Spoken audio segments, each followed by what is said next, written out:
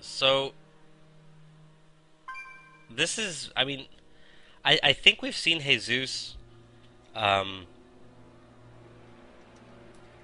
be somewhat of the better player thus far in terms of different strategies and stuff. Like I think Whoopassjoe has just kind of been reacting, which is fine. He's a reactive player, um, but I think if Heyzeus just cleans up his decision making a little bit, he's gonna do really well. That being said, Whoopassjoe has been amazing to watch because, like, on that Zelnaga game in his last ZVP in the round of four, getting 3-3 upgraded, 3-3 upgraded Roach and Hydras. His macro wasn't that great, but until it really kicked in on 3 and 4 bases, I mean, it was actually quite a pleasure to watch. It's hard to say. I mean, who kind of has the one up right now?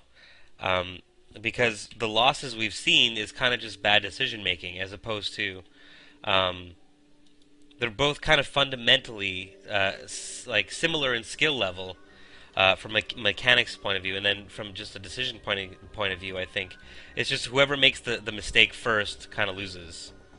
Um, Yeah, that welcome to StarCraft. yeah, yeah, no, that's true, and I think it's especially true. But no, well, no, because sometimes you'll just have a huge difference in skill level in regards to like macro and stuff. And here they seem like similar players in skill, and it's just whoever's making that.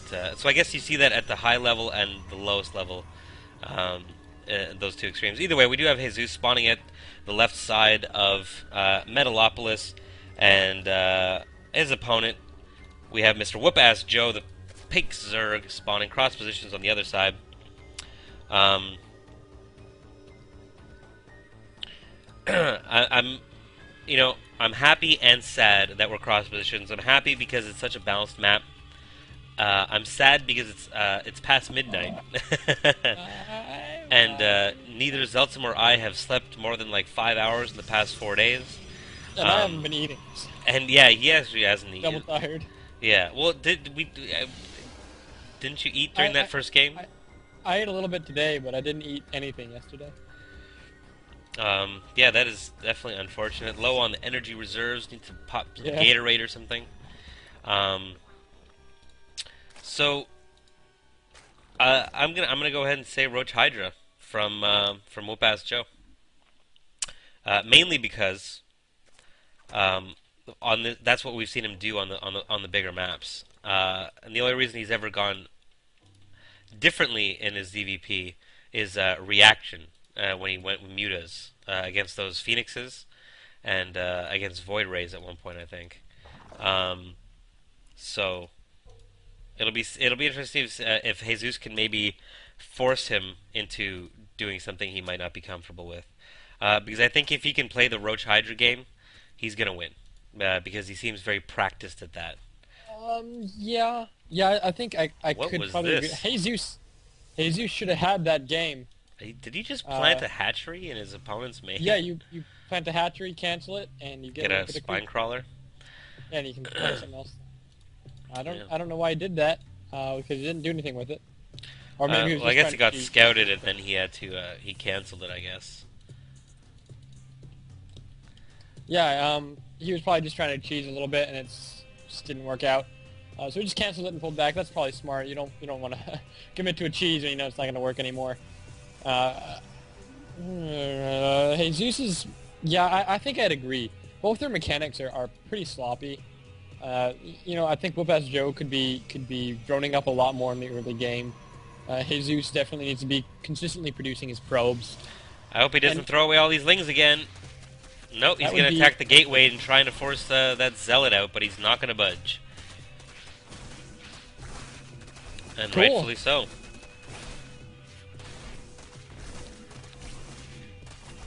Well, there's Um, an expansion going up for Whoopassjoe now, and I mean, Whoopassjoe's first expansion, even though I mean, I think that's a reasonable expansion timing.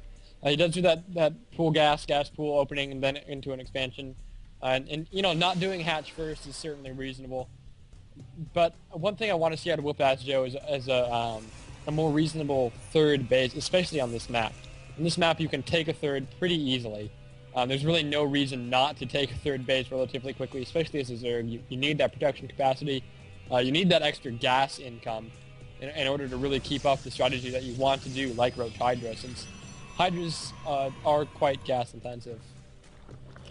That being said, we do have the second gas out for Heyzeus now, so and planting down his second and third gateways. His robo was already done. It looked like a one-gate robo, getting his observer out very quickly.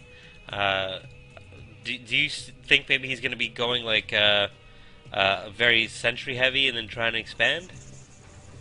I think that's probably a safe bet. Since we don't... we do see an Immortal out, though. I don't know. I don't agree with that, actually. I think I agree more with what you were saying, dude, that 3-gate sentry expand. Because these Immortals... It's so easy to deal with Immortals as Zerg, fast Immortals as Zerg. Because, you know, if you start getting some Roaches, yeah, Immortals... Immortals rate the crap out of Roaches. But the Zerg can very easily respond with large Zergling numbers. And you know, if Heyzeus does really good Zealot sentry control with a good number of Immortals, that can be pretty damaging. That can do a lot of damage. You can force field behind the Roaches and force field your Zealots into good positions, and have your Zealots tank the Roaches while your Immortals deal a bunch of damage to the Roaches. But you do have to target fire. It's pretty micro, and it can be somewhat micro-intensive, especially for someone in the Bronze Division who's, you know, at this level of play, players are still having trouble keeping up with building probes and using their warp gates all the time.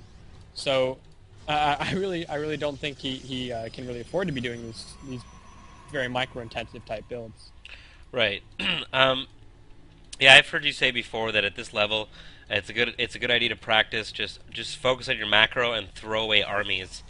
Just click your entire armies. Yeah, just to practice. Yeah. To clarify, that's a practice. Like, you go up against computers. Yeah.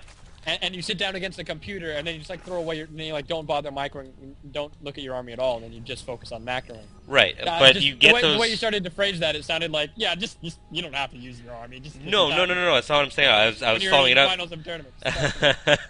No, you obviously have to control your army in a game. What I'm saying is getting those macro mechanics down is so important because those are the fundamentals that the rest of your play will be based upon. If you don't have like, your micro could be great, but if your opponent just has like double your army, he doesn't even need to micro. He's just going to walk over you. Especially against a Zerg. Especially against a Zerg, yeah. So doing a practice technique like that, you know, just focusing on your macros so that it becomes almost like second nature, like a metronome. You're every 17 seconds or whatever it is for a Terran or whatever it is for a Protoss. I think it's also 17 seconds. Yeah, of course. And for I guess they're all 17 seconds. Every 17 seconds you're hitting, like, for me it's 5 SS. You know, if I have 2 command centers. So getting those fundamentals down is so important. And then you can focus on your micro and the little bit more flashy stuff. So I think both these players would benefit greatly from that. And I do think Whoopassjoe has the ideas, or at least the concepts of how to macro up. And it's just a matter of practicing it out and getting a little bit better at it. We do have a couple forward pylons here from Heyzeus. Looks like he's going to be applying some Punisher. One pylon is caught. He wants to cancel that, save himself a couple of minerals. I do believe he got the cancel, and here we go. We have an engagement. Zealots smartly up front, taking some of the damage. We have Immortals in the back doing a bunch of damage. I don't know if they were hitting Zerglings or not there. I did notice. The Immortals are hitting the Zerglings, so that's the opposite of what you want. But luckily, there's enough Zerglings, or enough Zealots to deal with those Zerglings quite quickly. And the Immortals are now just going to rip through these Roaches. Yeah, there's you need a lot of Zerglings to take out these Immortals, to hit them really quickly. One Immortal's shields are finally down, still only about in the yellow of hull damage, though. Finally some Zerglings come out, but they're attacking Stalkers. They're not all attacking the same thing. This is going to be terrible for Whoopassjoe here. A lot more Zerglings coming out, which is exactly what he needs against these Immortals. But wow, look at that micro, moving his hurt Immortal to the back, although his other one goes down. His second Immortal goes down to Broodlings, actually. But still, this is a lot of Stalkers and an Immortal coming up into the main. He's overcommitting. He doesn't have an expansion of his own. He's going to overcommit on this attack. That Immortal is quite hurt. If Whoopassjoe can get enough Lings out and defend this, Heyzeus might not be in as good of a position as he wants to be after an attack like this. Yeah, if he just backed off and expanded behind this, he would be so far ahead. And now these drones might actually... well, he's going to lose a lot of drones. Yeah, no, this is... Zealots are quite strong against drones. I know that sounds silly, but Stalkers are kind of not, so...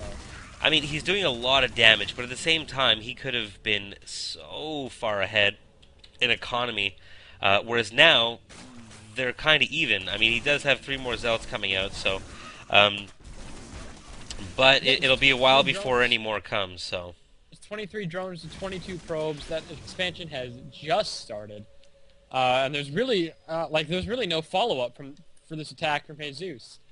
He really needs if he had had a better follow-up to that attack, it could have been absolutely devastating. But instead, just now getting his expansion out, he needed to expand as his army was getting there, so that he can do all that damage and then pull back and then have an expansion up and running already.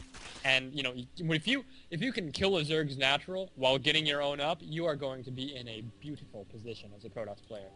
Yeah. Alright, so we do see Whoopassjoe getting that expansion up quite quickly. Obviously, you cannot go one base to one base against a Protoss this late in the game.